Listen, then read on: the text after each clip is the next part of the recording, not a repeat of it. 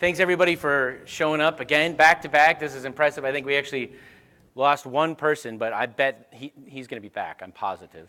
Thanks to everybody online who's watching this on Share Live. This is my first Share Live presentation. Well, technically my last. I'm an old hand at this. I've been doing Share Live since 10 a.m. this morning now, so you guys are in for a real treat. I'm not here on the behalf of my employer. These are my opinions, so on and so forth. There's a little bit about me. I'm not going to go into that, but if you're looking at this later, you can look at that. So, the title of this talk is Ransomware on Your Mainframe Checkmate. So, what is ransomware? Well, ransomware is a form of malware. What's malware? Well, malware is just a program that does something you probably don't want it to do, right? And the term ransomware actually has only been kind of in vogue for the last couple of years. Prior to that, we had malware, and malware's job was really to do something on your system, steal something from you, maybe give access on that system, maybe just destroy something on that system. But the thing about malware was it's still a program, and a lot of times they're really sophisticated programs, super sophisticated, right? Malware, they have malware called polymorphic malware that actually changes itself every time it runs so that it can evade signatures and virus detection and that kind of stuff. So this takes a long time and a lot of hours to write this kind of stuff, you know, for something that may or may not succeed, because then you actually get malware onto somebody's system, and then you got to figure out, well, what am I going to do? I'm going to steal something. Maybe there's hopefully something of value. Maybe hijack a session. And then someone figured out ransomware, and oh my goodness, that changed the landscape overnight. Because now we can write this malware and make money off of it. Lots and lots and lots of money. So much so that the authors of ransomware, maybe up until not that long ago, had well-funded help desks, call centers. If you got infected with ransomware and had trouble decrypting your files after you paid the ransom, you could call them up. They'd answer the phone. They'll help you through it better than a lot of real for-profit software vendors are, frankly. And because they could do this, because they were making loads of money, millions and millions of dollars in disparate, different criminal cartels. And one of the things that made it really successful is they always came through. So you're a law firm, lives and breathes data, reams and reams of PDFs and all kinds of data. You get hit with ransomware. Now, how good's your IT staff? How good are your backups? Not so good, but we got money. So we'll pay the ransom. We got to do it. What other choice do we have, right? We pay the ransom, get the key, unlock everything. Well, guess what? Let's just pretend that was patient zero. What did they just do? They just funded the enterprise, right? Now they can improve their ransomware a little bit and maybe reach a little bit wider, and people kept paying it and they kept delivering. And this is multiple days. This isn't just like some centralized ransomware organization. Ransomware's been traced back to loads of different criminal organizations. So they're well-funded and they always delivered. Up until recently, there have been a few, with the latest rash of MongoDB attacks, what we started to see was kind of like junk ransomware, which basically they would come in, maybe not even re-encrypt anything, maybe just change the ransom note. And so you pay me and I give you nothing. Bah, tough, right? Who cares? You paid me. I don't care. But actually that turned out to be kind of a good thing, except for the people who lost all their data. It turned out to be kind of a good thing because it started to break that trust. Trust is key in this game, because if I'm going to hold all your data hostage, you pay me, I give it back to you, you talk about it in the media, that creates trust. Now when somebody else is in a corner, so this happened to a big hospital out here, right? A bunch of patient records encrypted. They paid it. They negotiated the price down, paid the ransom, got their records back.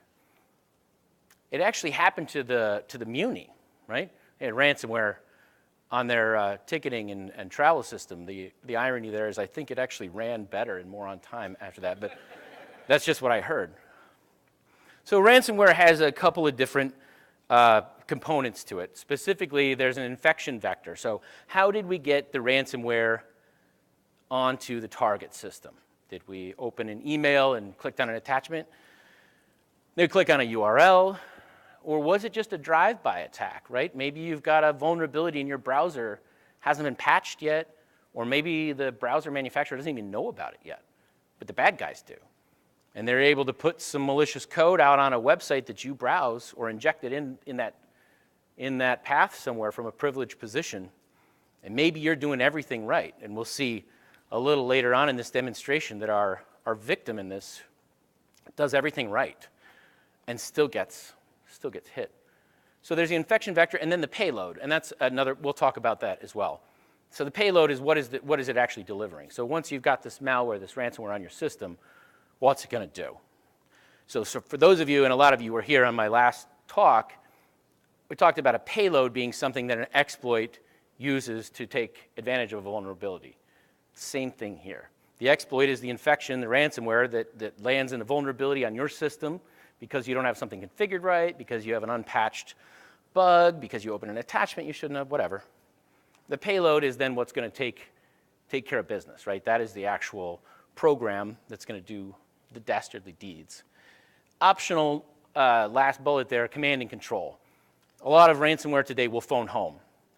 And what it will do when it phones home, usually it does two things. One, it may send back a hash or a unique identifier for your particular system, so that when you call up to pay the ransom, you can identify your system and they can verify that, right? Yep, that's our ransomware. Nope, sorry, that's Bob's ransomware. You need to call this number. I'm not even joking. The other thing they probably do is send home an encrypted version of the symmetric key. So at the core of ransomware is crypto. And this is kind of what got me into it. I'm kind of a crypto nerd, but what they're doing under the covers is probably, if they do it right, the really good ransomware is generating, the really effective ransomware, is generating a unique symmetric key, something that can be used in a really fast crypto algorithm like AES 128. And they're generating that on your system. And they're using that to encrypt all your files, and maybe they're generating multiple keys. And when they're all done, they take those keys, which never get written to disk, and they encrypt those keys with a public key that is probably part of the ransomware, right? So the public key being the part of the key ring that you can give to anybody because it only allows for encryption, not decryption. So they encrypt that with the public key, and then they send that blob back home, right? So now they've got your keys, they can decrypt those, and when you pay the ransom, they'll be happy to give them to you. Why are we here? Who sits around in a bourbon-fueled haze and wonders about these kinds of things besides me? Well, as it turns out, I didn't come up with this. I had some C-levels pull me into like a clandestine meeting about a year ago. I had no idea it was coming. And they said, you think a mainframe could be infected by ransomware? And that was the question. Didn't introduce, didn't know who was in the room, who was on the call. Asked me this question. I was like, I didn't do it. It wasn't me. I was home. You can't prove anything. So I gave it quite a bit of thought, and I said, yeah, absolutely. And it would work really, really well. And they said, well, now, you answered that pretty quickly.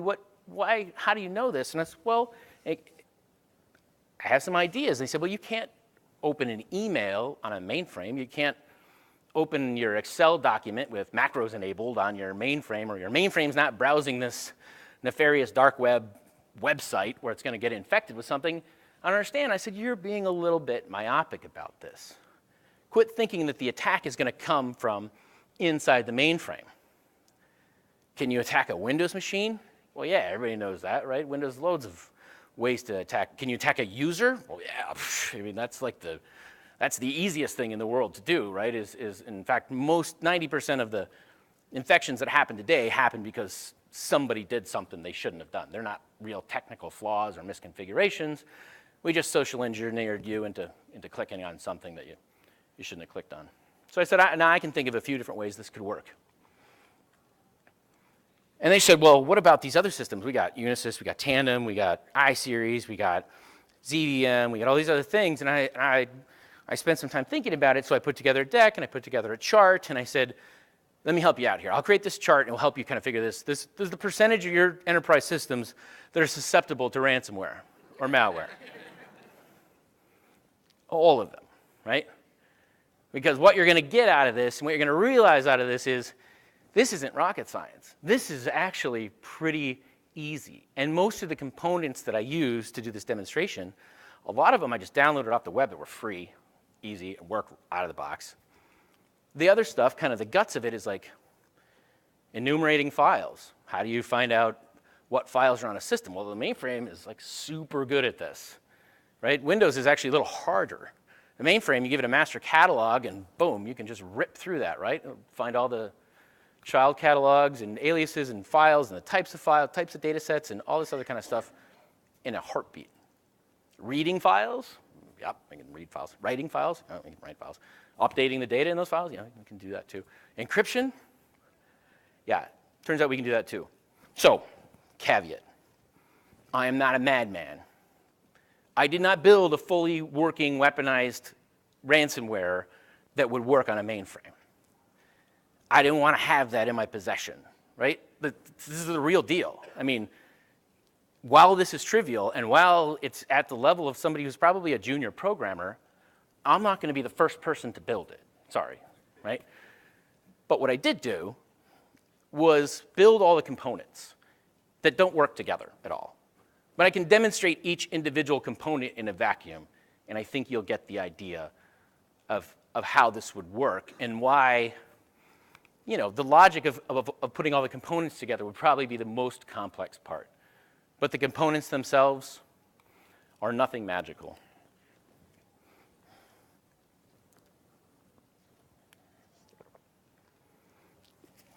So back to my comment about why would this work really well. The mainframe is designed for this kind of thing, right? Run batch workloads, multiple jobs, really wide, hundreds, thousands of jobs at the same time, locking, unlocking, sharing, not sharing, right? All this stuff runs, workload management, brilliant. It's brilliant. Super fast I/O, right? The people in the IBM and Hitachi and EMC, they make sure that their disk is really fast, right?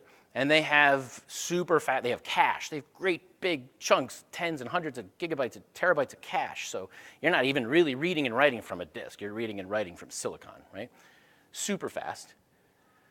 Catalog structure, we talked about that. You don't have to walk volumes and all the VTOCs, right? You know where the files are. But most of all, really fast hardware encryption, right? This thing is built for encrypting. It's really good at it. I did a test of on a Sysplex, just using this program that I wrote. That all it does is read a sequential file.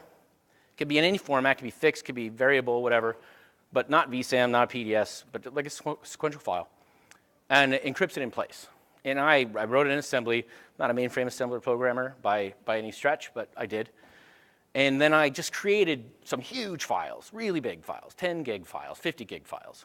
And I just pointed this program at them and let it go. And then I did some extrapolation just to get an idea, like how fast is it in real life? And I said, we'll run 100 jobs wide, which anybody with a reasonable size Sysplex knows that's like, you're not even breaking a sweat, right? 100 jobs wide, meaning I'm encrypting 100 files at a time. I got somewhere in the neighborhood of about 17 to 20 terabytes an hour that I could encrypt. So we'll get to this later, but I want you to start thinking about from the time that this kicks off, in an hour, I get 20 terabytes of data encrypted. How fast is your operations team? Are they going to recognize this even? So just let that kind of simmer in your brain. All right, so how would this work? Here's the idea that I'm going to demonstrate and what I came up with.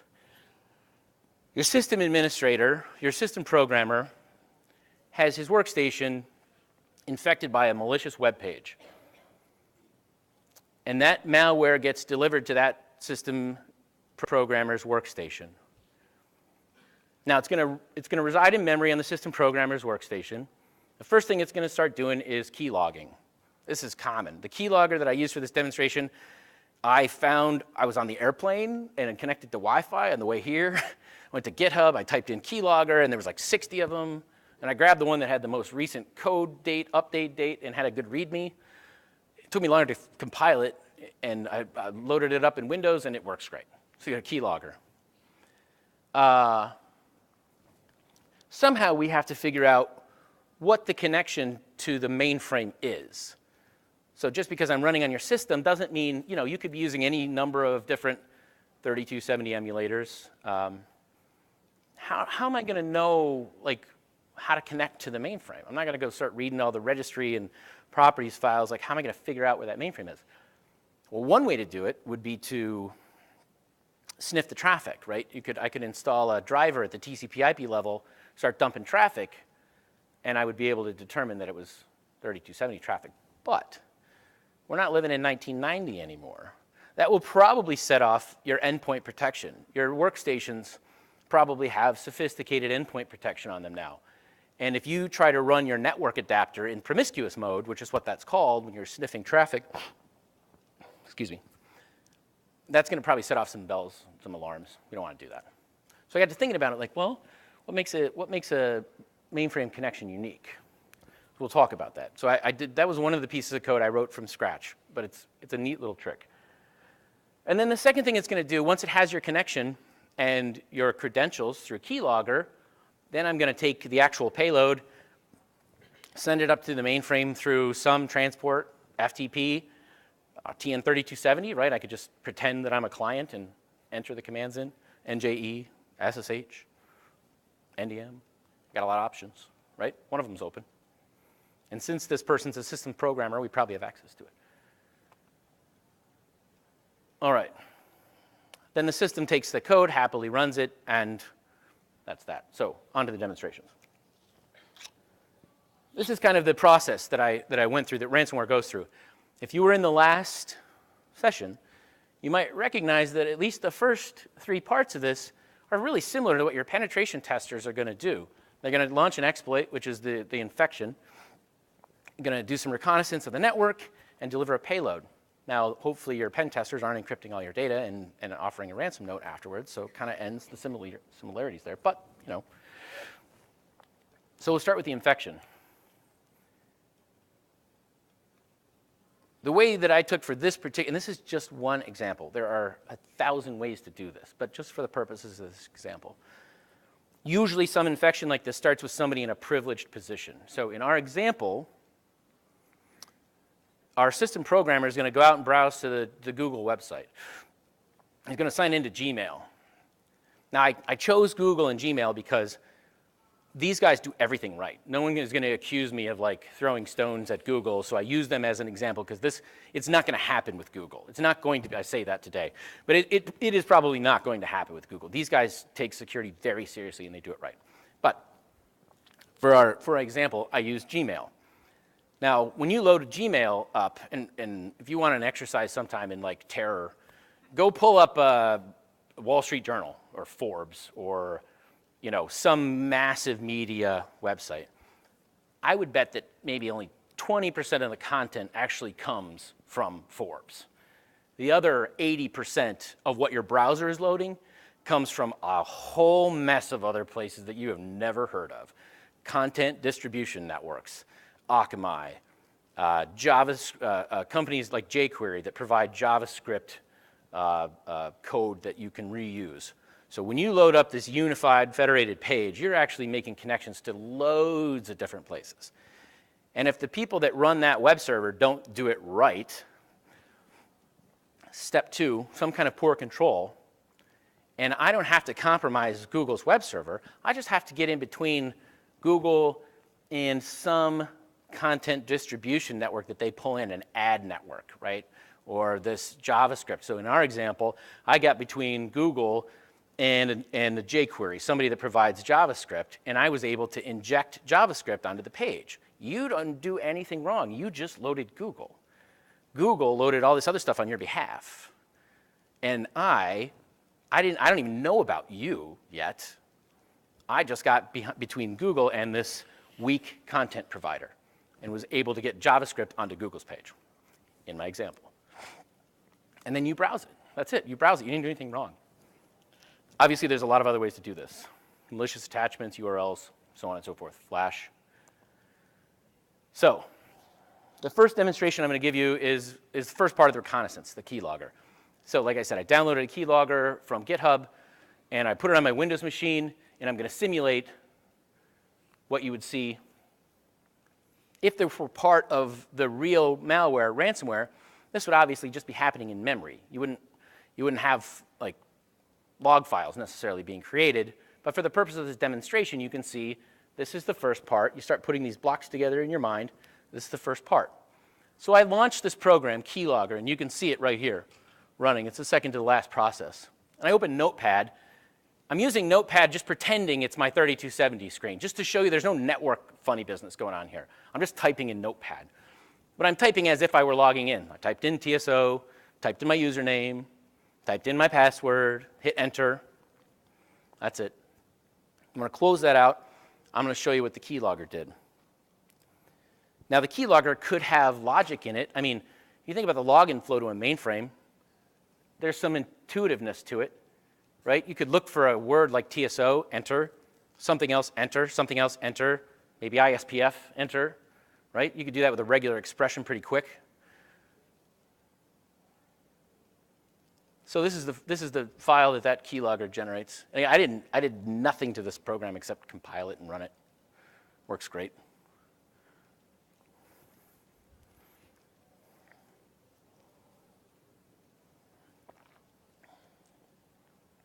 You notice there it told me what window I was in. It said it was in Notepad. There's TSO. You can even see the modifier keys, right? Because my username is @AGA. So you see shift to AGA, backspace where I made a mistake. Everything.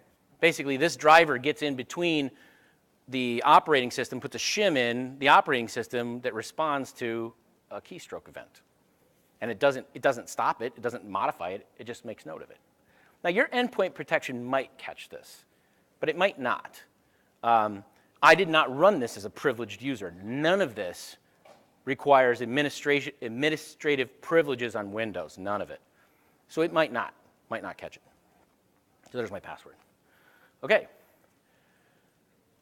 So the next part is I needed a program that like figures out the connection, right? So I called it in my infinite creativity connection getter, right? Do you have a question?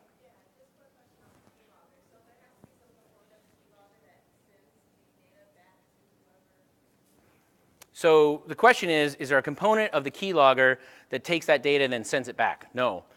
This is all in the finished real product would all be in one binary. So the keylogger would just be running as a sub-process of the entire binary that you were infected with. So it's just going to store that information in memory until it figures out where the TN3270 connection is, and then it's going to use that information. It doesn't need to send it home because we're going to make the attack from right here. So essentially what you have is that the program was going to go and know exactly based on the keys or based on some parameters in that key log file what the user ID and password. So she asked, will the keylogger be smart enough to look at the keys logged and know like how are you writing a letter to your mother or are you logging into the mainframe? So two things. One, there is some logic to the mainframe login flow. Like you could look for TSO, enter, right? And then see what comes next. But, and you set me up perfectly for this. What I'm also going to do is monitor the connections on this box. And again, this is not a privileged operation. It's just like going to the command prompt and typing netstat, right? So I got to thinking, like, how would you know a connection was a mainframe connection, 3270 connection, right? It's just a TCP socket. Well, okay, so I started thinking about this. Like, well, first thing is it's probably a private network, right? It's probably a 10 dot or a 170 dot or 192 dot address. It's probably not something out on the internet. You're probably not connecting to a mainframe that has a public IP unless you're one of the people that Phil regularly takes pictures of and posts on his website. It's probably a private IP address. So I went through, and actually this last bit of code right here basically is what's doing that. It's testing, is the IP address in this space, one of these spaces? If yes, then my program is going to make a note of it. And then what it's going to do is it's going to pull these connections periodically and see if that specific connection, source IP, destination IP, source port, destination port, is still connected. Because what's the mainframe connections? They're persistent. They last a long time. You log into 3270, you're connected to that probably for 5 minutes at a minimum if you're doing anything, but realistically, hours. Most of your TCP connections are transient. When you pull up a website, it makes a bunch of socket connections, and then they all drop. It doesn't stay connected. Even Outlook pulls, Exchange, comes back, drops those connections. So actually, between those two things, I can make a pretty good guess and narrow it down. And then I just try a 3270 hello to one of those addresses. And if it responds, even over SSL, I got it. So that looks like this. So again, these are all separate binaries I wrote because, like I said, I'm not building the whole thing. And I don't have the logic in between.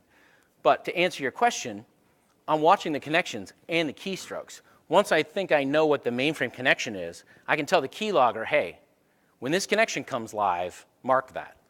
This is probably the keys you want. And now I don't have to do any guesswork, right?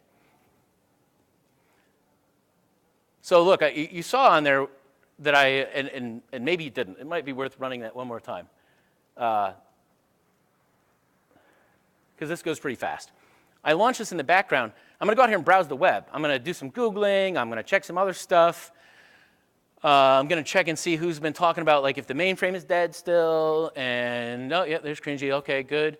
And some other, you notice nothing is happening on this command screen right here. Because these connections are too fast. It's not marking these. When I'm going to go to my 3270 session, I'm going to connect. I'm going to start logging into my system here. And just watch the command screen. It's like, hey, wait a minute. This has been up for a while. Something just happened. What happened there is, hey, I noticed that you had this persistent connection. It was up for more than a few seconds. I watched it. I watched it some more. It never dropped. I did a quick hello. You've got a 3270 listener right here. So now I combine that with my keylogger, and now I've got a destination and credentials. OK. So now what? So this is another piece of it that I wrote myself, because what I needed was a way to get the code onto the system. And existing products don't work. I can't use my 3270 emulator with its file upload function, because like as a program running in memory that I want to be stealthy about, I can't like be launching programs and like popping up on the screen and doing all this kind of stuff, right? But FTP is a super simple protocol. So I wrote in C an FTP client that just is really, really basic and has hard-coded commands. It grabs a binary out of memory, sends it to the system, and then sends some JCL to Jez to execute it. That's it. It's a matter of just a few statements. It runs on all kinds of different operating systems. In your finished product, this would use the input from the keylogger or the input from the connection getter to achieve this. This has a hard-coded username and password and hard-coded connection, because again, I'm not a madman. I didn't want to build the whole thing.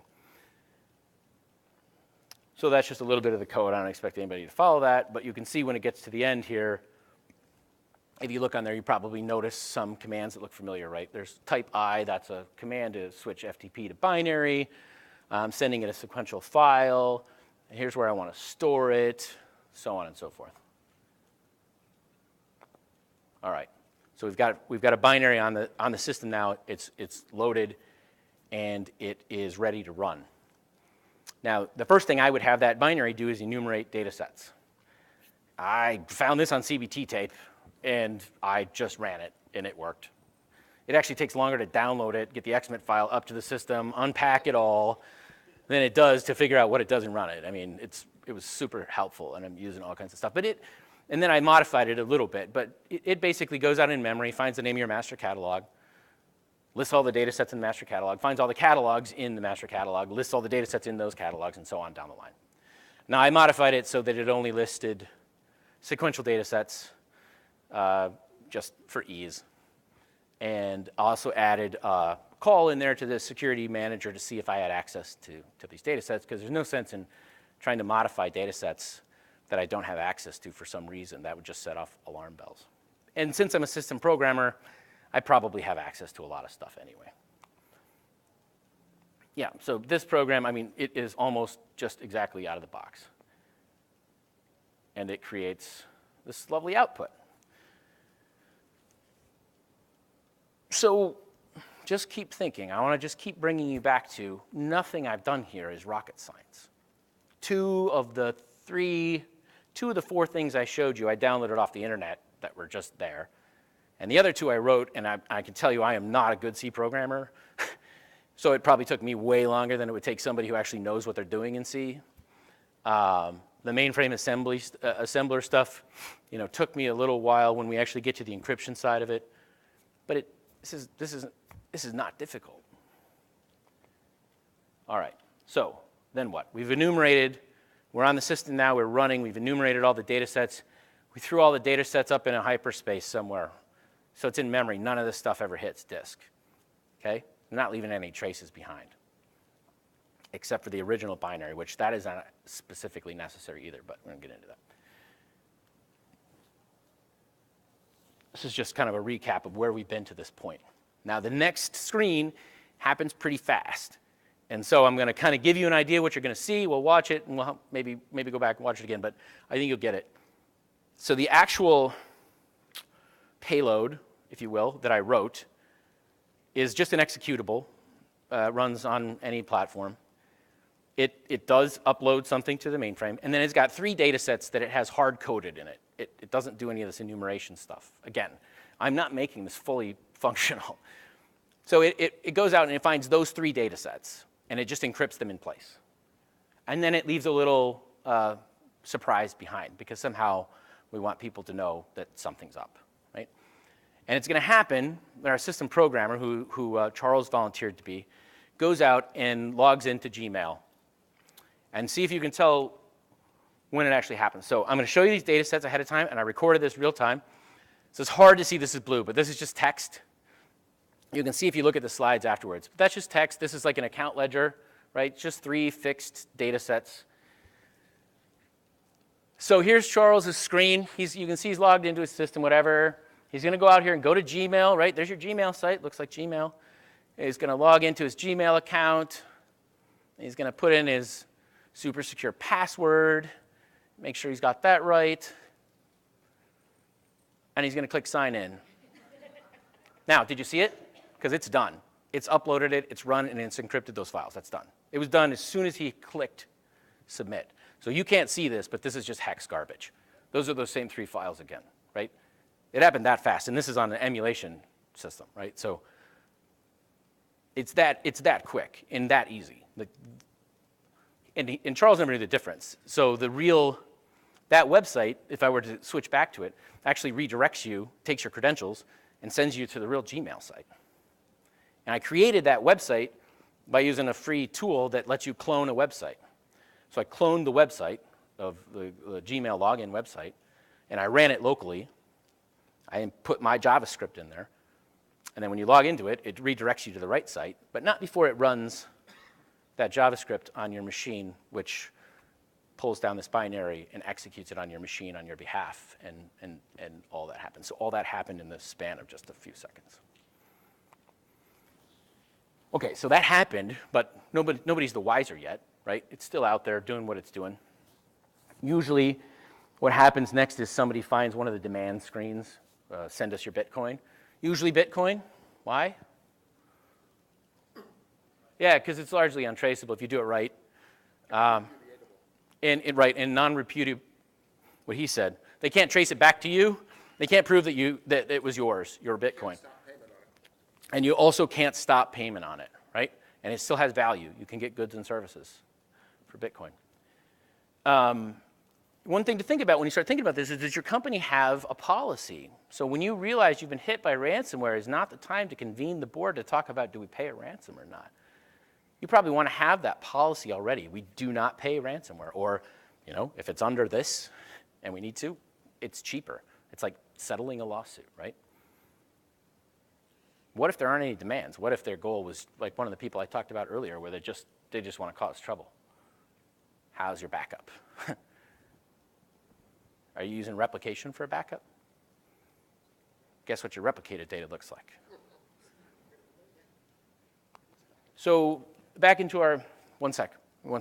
Back into our example. So Charles logs off for the day, goes home, and he gets a call from operations. It says, hey, something weird's going on. He's like, all right, well, I'll log off the system. Hang on, let me get signed back in. And he signs back into his system, and he's like, hang on, oh, I don't know if you can see that. It's basically a skull and crossbones. So that was the last thing that it did, was it changed the screen to kind of let you know that something's up. So how are you going to know, other than that nifty login screen with the skull and crossbones on it, that something happened? I bet you're all thinking the same thing. How are you going to know? How are you going to know that something's up? Not what's up, but something's up. Somebody tell me. How are you going to know? What? Batch jobs are going to fail, right? Batch jobs are going to blow up because they're going to try to read a file that is not in the format they expected, or they're going to have contention with my job that's encrypting them, and then they're going to bend, right? So what's going to happen next? You guys know where this is going. What's going to happen next? Operations is going to page the programmer, right? And they're going to get there. It's 2 in the morning, so they're going to get there in, 15 minutes maybe, if they're good. Programmer's not going to really know what's up. They think, oh, we got this file from a third party. Maybe they sent us a garbage file. Let's get them on the line. Right? All right. You see where this is going. How fast does this happen? I used to run data center operations. This takes time, right? This all takes time. And meanwhile, what's your system doing? It is just cranking this stuff out. Now, maybe you got some good people on that ops team who are thinking on their feet, and they're like, let's start draining initiators and killing jobs. Something's weird. Let's start quieting it down a little bit. Yeah, but what if they don't? So what's your mainframe incident response plan look like? I polled a lot of people about this, and this is the most common answer. Now, incident response is a discipline that is actually somewhat mature now in other areas, in open systems, in Windows. But are your mainframe operations and security staff prepped for incident response on this platform? What do you do? So let's just pretend that you realized what happened. You know what's going on now. What do you do? I asked people about it. What do you do? Well, maybe we'll IPL. That's going to be up in terms of the answers you're going to get. Wrong. That is a bad idea. You never reboot that system for a lot of reasons. One is you might destroy evidence. You're going to want that evidence. 2, you don't know what other goodies are out there. One version of this that I toyed around with, that I have kind of partially working, actually overwrites IPL code, hoping that you're going to IPL. Because then you know what I'm going to do? I'm going to kick my jobs off and nothing else. No TCP/IP, no automation, nothing. And I'm going to start throwing a bunch of BS WTORs out there that say, call IBM with error code 7894B. Do not IPL your system. And now I've got the whole thing to myself. And I can just let that thing run wide open. And, do you have an ID that you can get onto your system with that doesn't require your security manager? You can, but do you have it? Do your ops people know how to do it? I don't know. You don't IPL. What you do is you bring the system to a full stop. Not shut off stop, but stop activity, right? You drain your initiators, you kill jobs, you cut connections to the outside world, but you do not shut it down. You just want it quiet, idle. And then you start the recovery process. Now, ideally, what the recovery process would look like would be something like, if you're a Mac user, you have Time Machine, right? And how Time Machine on the Mac is it's this really trippy kind of window that you can slide back in time, and it will give you sections of your computer, and when things were changed, and you can pick one where things were good before all the evil happened, and you can start from there. That's your RPO. Now, obviously, on the mainframe, it's not going to be quite that slick. But you need something like that, because you have to have consistency. Who here thinks they could recover their entire system from tape? Thank you for being honest. Nobody raised their hand. You can't, because you don't have that consistency, right? The beauty of this system, and one of the reasons it's so powerful, is because a transaction is only in one state at any given point in time across multiple systems of record, DB2, IMS, flat files, vSAM, all the external people you talk to, right? that transaction is in a known state at any given point in time. If you recover the system from this backup and that backup and this backup and that backup, you've got a lot of mess, right? You've got spaghetti. Now, it might be better than not having any system at all. I don't know. But what you need, and there are vendors now who are working on this, who get this idea, is you need the ability to roll your DASD back to a known good point, right? Pre-patient zero, pre when that infection happened. That does beg the question of how you're going to know. Part of your incident response plan, part of your recovery plan is you need to be able to figure that out. Maybe you have some kind of canary, right? Maybe you have something out there that you know should never get changed, right? Like a honeypot. And if that ever gets changed, you're like, hey, something's up, right? So you've got to be able to do that, and then you've got to be able to restart your jobs and that kind of stuff. And the other thing is, and I've had this conversation with a number of people, like, okay, we got it. We can go back. We've got, our disk vendor is able to do this. We can go back. But what about that forensic copy? You cannot restore over the top of everything that just got corrupted. People are going to want to be able to see this, right? Your auditors, the regulators, the FBI, right? If you're running a mainframe, you're probably at that level. Somebody's going to want to see this. You're going to want to know what happened, right? So, now that everybody's uplifted and happy and feeling good about this, we talk a little bit about, and that'll be the end of it, what to do. How do you, I want to just cry. I go back to my room and sit in the fetal position now. Like, what do you do? Well, there are things you can do right now that will really help mitigate this. And the number one thing you can do, in my opinion, and I think in a lot of opinions of other people who think about these kinds of things, is multi-factor authentication. Multi-factor authentication stops that initial attack cold. You cannot reuse credentials with a good multi-factor authentication implementation. I get your username and password. I don't have your token. I can't do that, right? I can't reuse them. That stops a ton of stuff. You can't do multi-factor authentication fast enough. Why are you still here? You should be doing this right now. The other thing is password entropy, right? You're still running the old 8 characters, upper, 3 specials, and 10 digits. You're still running DES on RACF. You need to be using passphrases, and you need to have that full key space enabled, upper, lower, all the extra 13 special characters, right? You need to have KDF AES enabled if you're using RACF, okay? All of those things will help getting an authenticated user. Now you've got a much smaller surface to defend. Training, we talked about earlier in the other session, phishing your users, teaching them not to click on stuff, right? Endpoint protection, that's probably not your role, but part of the enterprise risk mitigation needs to be having endpoint protection on your system. Lock down those crypto APIs. How many of your developers need to have direct access to the ICSF crypto APIs? Lock those down. Probably they don't need it. And they say, well, you could write it. Yep. So you could, but you've just made it much harder, right? Now you got to write AES in assembler, and maybe it'll work and maybe it won't. That's doable, definitely doable. But I don't know, maybe I won't go through that much trouble, right? Logging, monitoring, integration, correlation, not just intra-mainframe, but with the rest of your enterprise. Lots of companies are working on behavioral analysis tools. This is key. When you think about when you log into the mainframe, you probably do the same 3 things, right? You probably go in, you check your spool file, see how your jobs from last night ran. You go to your own personal library, your JCL library, or you go to these ISPF screens, depending on what your job is. That is predictable behavior, and that's how people operate. You get in, and the first thing you try to do is access an APF authorized library?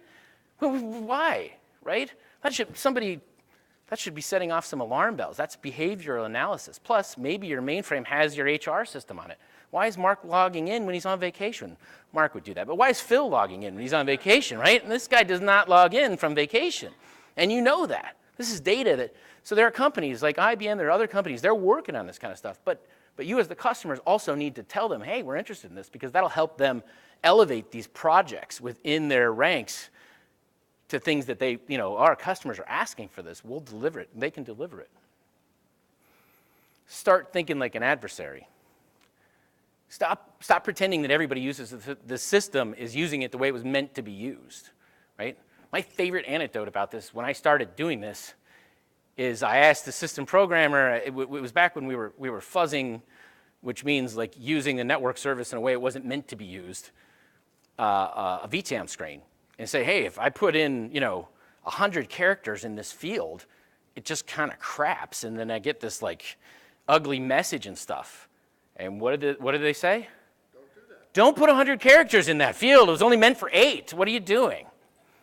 Right. I will make sure to tell all the bad guys that before they come in and try to break in. Start thinking like an adversary. And then phishing and social engineering, changing your users' behavior by, there are companies out there that you can hire that will try to phish your users in a way so that if they get caught, you can just send them to remedial training class, but not, you didn't bring down the entire enterprise. This will change their behavior, and it works really well. So that's it. I'll take questions, and I'll be around for the rest of the week if people want to get into more detail or talk about how something worked or didn't work. We've got 10 minutes before the session is over, so I'm happy to answer questions from anybody. But thank you. Thanks for your participation. I appreciate it.